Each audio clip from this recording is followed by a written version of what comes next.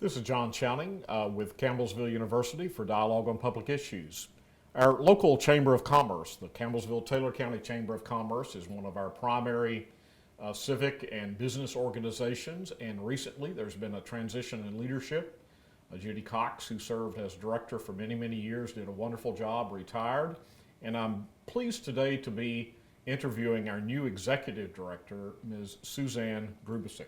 Suzanne, welcome. Thank you so much, John. It is my pleasure to be here. Well, we're certainly delighted to have this opportunity to sit down and talk with you, and appreciate your taking time from what is a very busy schedule, I know, and one of the first stops you've made in the past couple of weeks since you took over. Tell us a little bit about your background. Okay, sure. I'd love to tell you about it.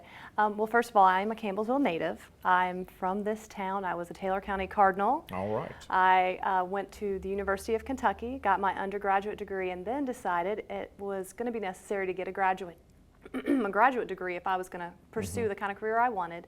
And I chose Campbellsville. I came back and got my MBA here for 2 years at night and on the weekends, while also working full-time in Lexington at a software firm. So I'm really grateful to this community in a lot of ways.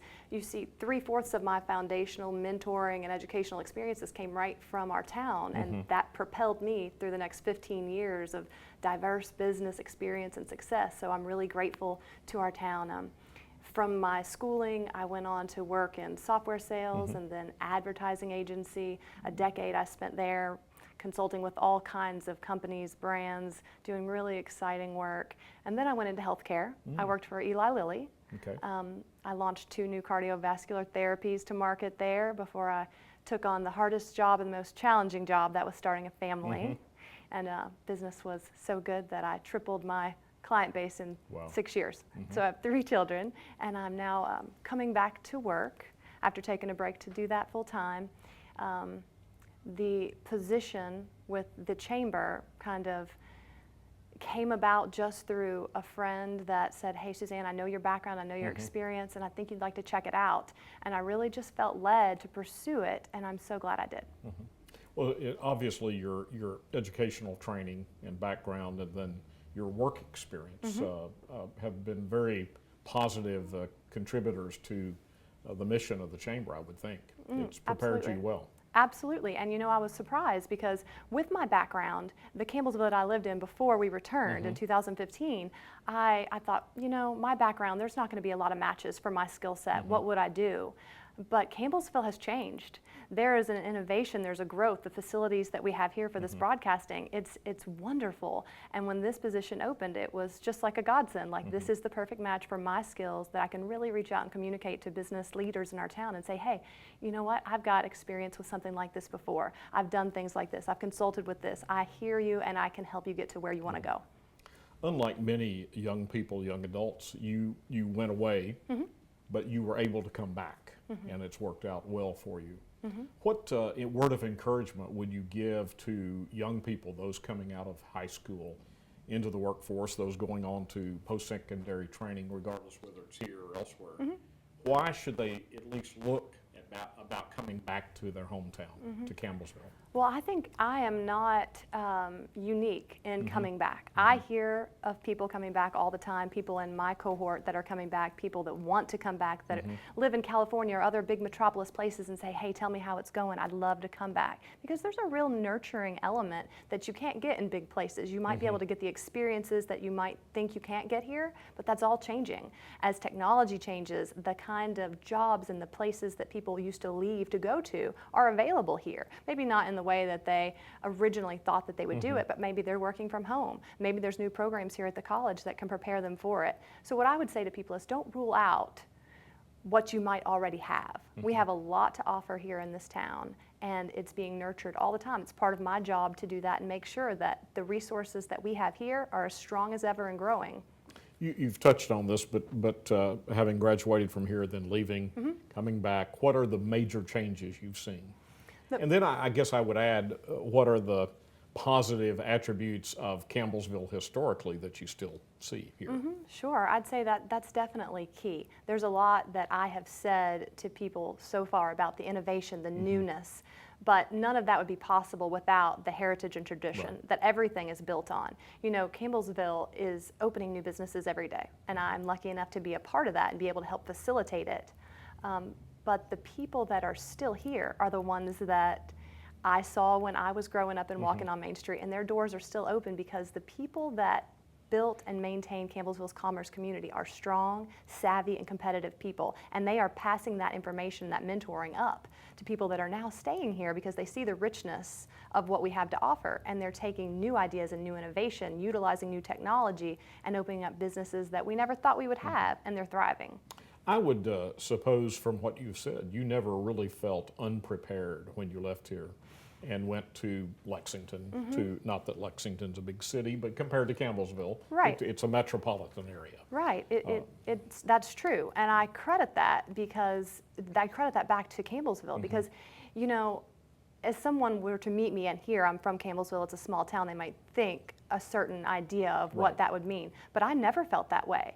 I was fostered with confidence here. I was given all the tools I needed and was always encouraged to pursue and not limit myself in any way because of where I was from, being a smaller place. So I just never felt that limitation. And I moved to Lexington, but from there I also lived in Orlando. You know, so that's a pretty big city. Yes, Never yes. once did it stop me from applying for a job or pursuing a career because I was from a small place.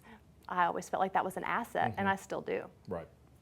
Now, what motivated you to apply for this position?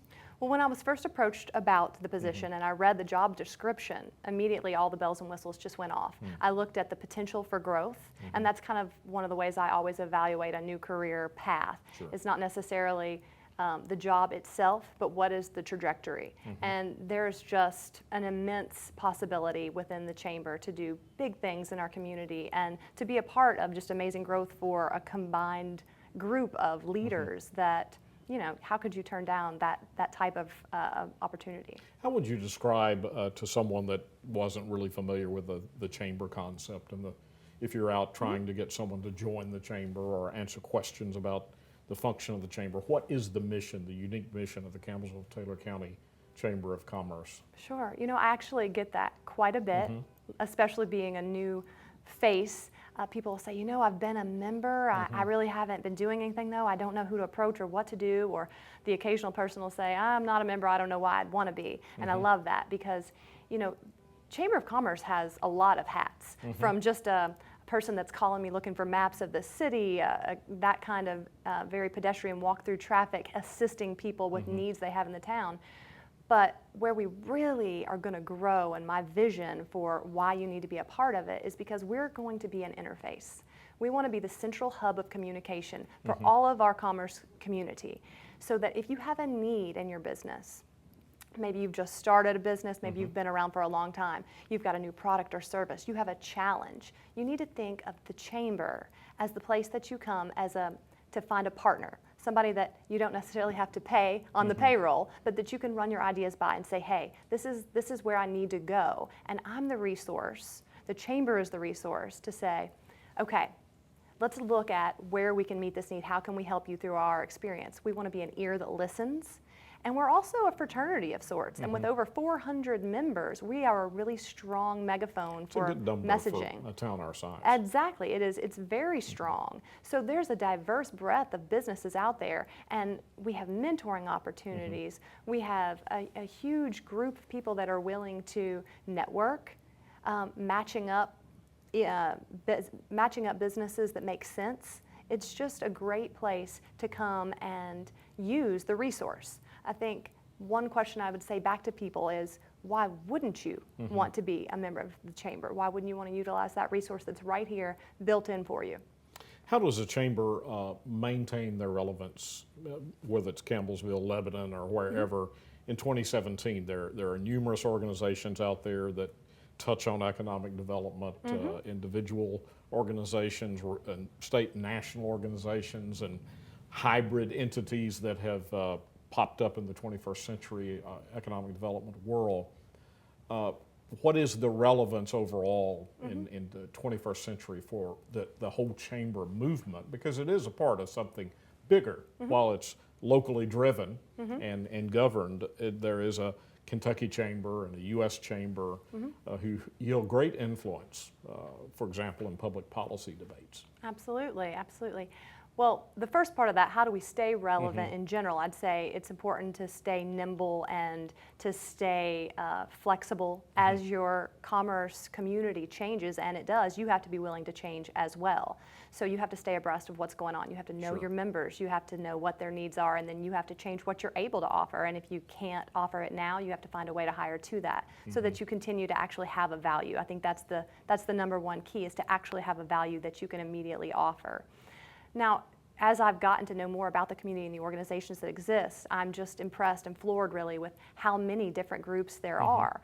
The way that we stay relevant with that is, I think of the Chamber as an umbrella over them all. There are so many rich groups in town that are pursuing humanitarian efforts, or perhaps it's business women efforts, or diversity, and those things are all so important, and the Chamber is a resource to all of them because they're looking for a place to send their message to a more niched group or a cause, and we facilitate all of it, and we connect those people with where they want to go. How does a business or industry or professional office become a chamber member? Okay. What's the process? The Do they have to go process- through a hazing process or You know, some kind of deep research? I have wondered if I haven't gone through a couple hazing steps myself, but I won't do This any is of one that. of them, Yes, by the way. Your board didn't tell you that. You have to They go didn't in. tell me, but when I got my first look at you, I knew. Oh, here we go again. Yeah. No, the process is so simple, and I want to make it simpler every day. So you can call the Chamber and tell me that you want to be a member. You can go onto our website, campbellsvillechamber.com, and there's actually a PayPal button that you can just click and pay right there. You can see me out at a local event, perhaps a luncheon. You know, just tomorrow we have our big May luncheon at the Extension office. I have the ability to take payment right there or just talk to you about it. Being a Chamber member is as easy as just picking up your phone or going online. What's the phone number? The phone number is 465-8601, and my extension is number 2. Okay. And your website? Campbellsvillechamber.com. And we're also on Facebook at facebook.com/Campbellsville Chamber. Okay. Now, what are some new ideas that you come to the table with? I know you're going through kind of a listening phase and want to get acquainted with those 400 plus members to the extent you can, but do you have particular ideas and innovative approaches to being chamber director? Well, sure, I do. I am in a listening phase because I think it's important not to go about this as though, oh, I'm the business expert to these obviously successful business leaders. I don't think that's the way to win anybody over. But I do hear loud and clear, people want the chamber to feel like it's moving forward with technology.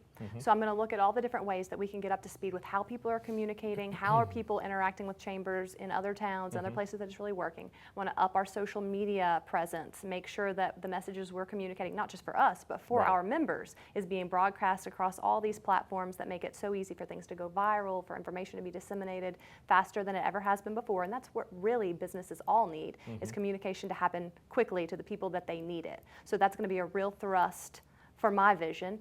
And then secondly, there's such a rich community of skills and talents, and I don't see the chamber right now meeting the need of professional development and knowledge sharing. So I really want to start a program of, let's have something established, a lunch and learn program, something where people in town who have a product, a service, a special skill set, a mentoring program can share it, and we can all make each other stronger. Those are good ideas. Are there additional things you'd like to do? Best practices that other chambers are employing at this point in time?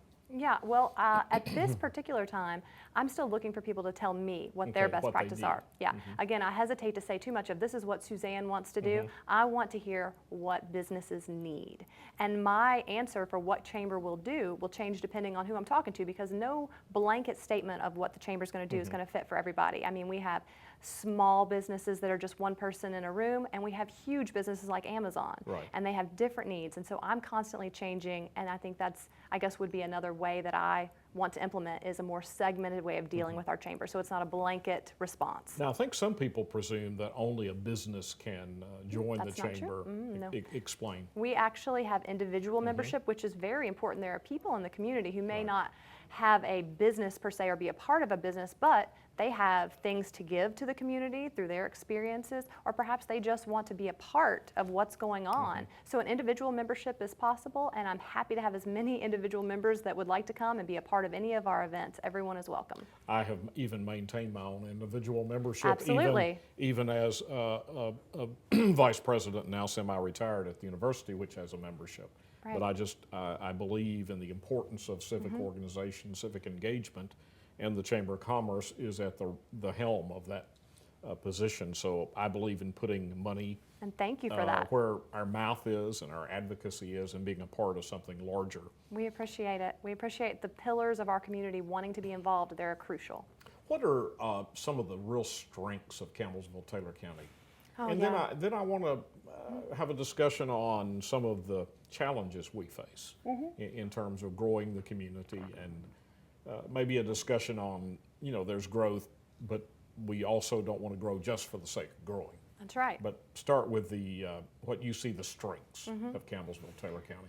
Wow, people all the time will say to me, oh, how are you guys doing it? How has the move been? It's been fantastic. Campbellsville is a community with so much to offer. Specifically, we've got outstanding education. And people might be surprised of that because, well, Kentucky doesn't always get a great press. Right, and being a smaller town, but we have accredited private schools, we have distinguished public schools, we have the university who, they're preparing not just the minds of our future leaders, but to be Christian servant leaders, which I'm sure you would agree is something our business community desperately needs, and that's not something you find everywhere. So there's our outstanding education, there's our thriving tourism. We have the lake with all of the trails, we have water activities, we have this renovation in downtown that you don't see everywhere. You see dead downtowns in lots of places.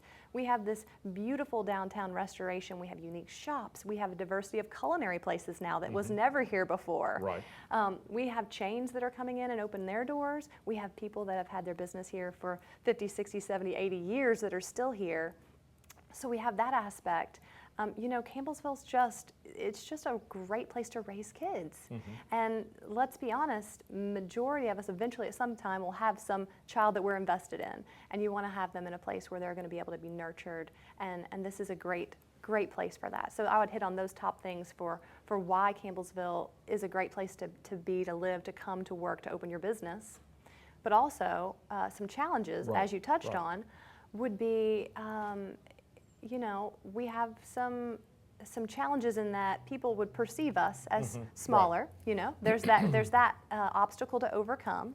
I don't think it takes long to do that when I'm in a room with someone, but that's, I think, something you have to overcome in an initial meeting. Right. You touched on growing for growth's sake. I'd say that is a challenge, finding the balance, because when we grow and innovate, that is wonderful. But if you get to a point where you're so big that you lose some of the core values, some of the core essence that makes our town unique, well, then have you really grown? So I think that the ongoing challenge is finding a balance on how to preserve Campbellsville's unique quaintness with innovation and growth.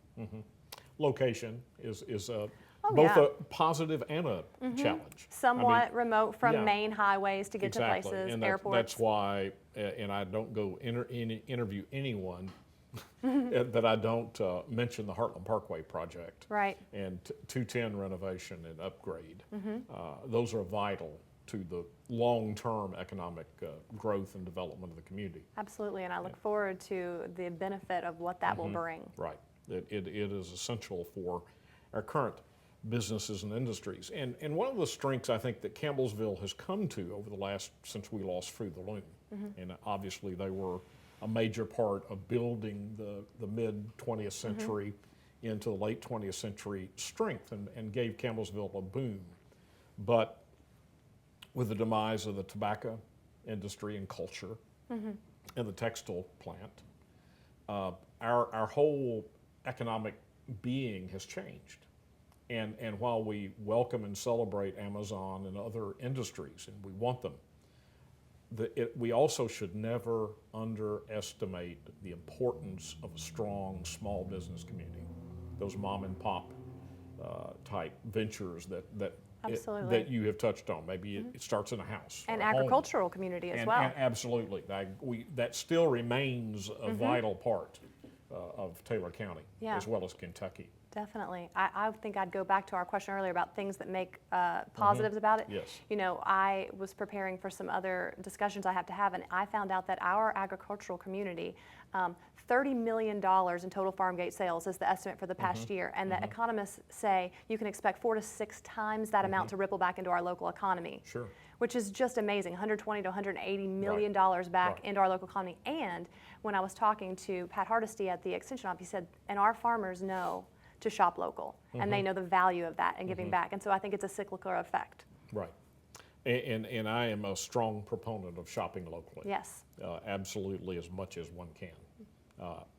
Part of that is I'm just a homebody, and I like to stay at home. I don't travel that much, and Well, we can't yet. We don't have the Heartland Parkway. that's right. Once we get to Heartland Parkway, we can venture out. Right.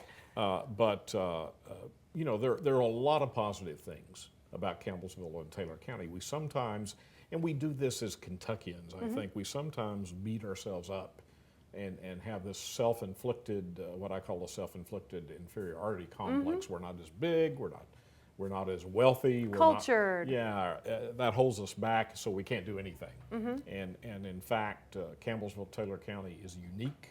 Kentucky is unique. One of the most fabulous natural beauty states in the nation. Absolutely. Regardless of what you see on Saturday Night Live, Kentucky No, is a place. exactly. Kentucky's a place full of smart, talented, beautiful, kind, Christian, loving people.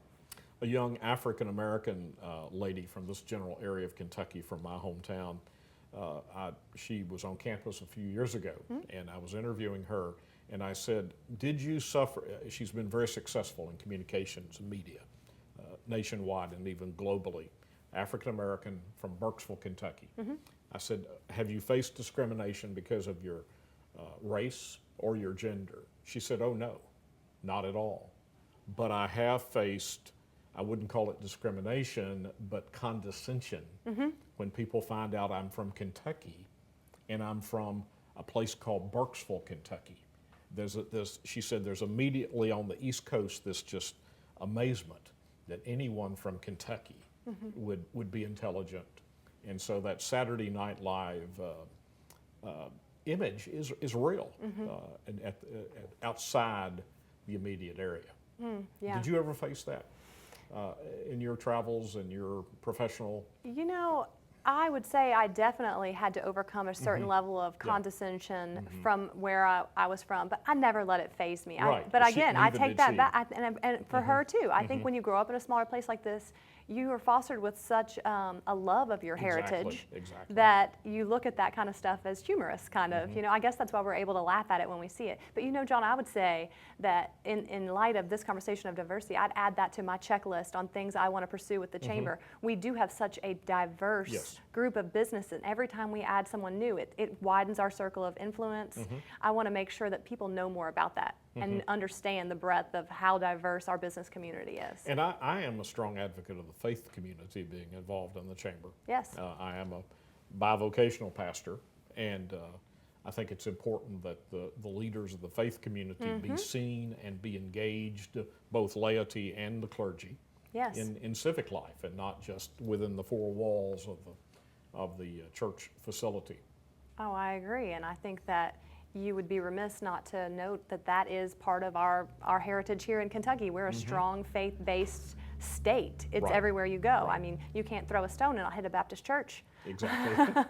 But, and I think that's a staple. That's something you don't want to lose. It's who we are. I think it's something a lot of people are looking for in the larger market. I think you're right. And right before I came here, I just got off the phone with First United Methodist Church calling to make sure they were up to date on their membership and could they come to the chamber, and absolutely come. I want you there. I can't wait to see you. We want our faith leaders just as much a part of our business community as the head of a corporation. Exactly.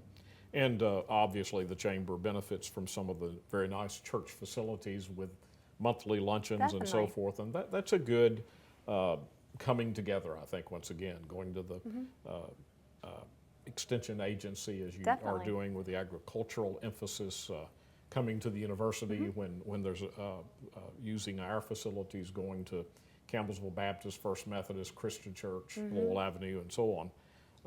Again, it shows the interplay and the diversity of the community. And I tell people, this is a good place. It's not perfect. Right. There Nowhere is. there is no We're not in perfect. Oz. That's right, and there's only one perfect place, and that is in heaven. But it's as good as it gets, in my opinion. I Definitely. think there's a little taste of heaven in Campbellsville, Taylor County. I would agree. Are you optimistic Oh, I'm that you can beyond. affect change? Beyond optimistic. I mean, I mentioned earlier, I have 3 children, so I have a real invested interest in making sure that our community is strong and that there are resources here that will serve them. I'm beyond optimistic, not only because of my own motivation, but because of the outcry of support I've received from businesses, from leaders that have said, I will help you. What do you need? Contact me, because people are invested in our community. The Chamber of Commerce was built on individual businesses, Right. but what makes us unique is our shared interest in the community as a whole. So businesses and business owners want other businesses to succeed because when one of us is strong, we are all stronger. We'll have to end the interview on that. We'll do it Okay. again. Thank you so much for this opportunity. Thank you, and wish you the very best, Suzanne. Okay, thanks. This is John Chowning with Suzanne Grubasek, our new Executive Director of the Campbellsville-Taylor County Chamber of Commerce. And we appreciate you being with us for Dialogue on Public Issues.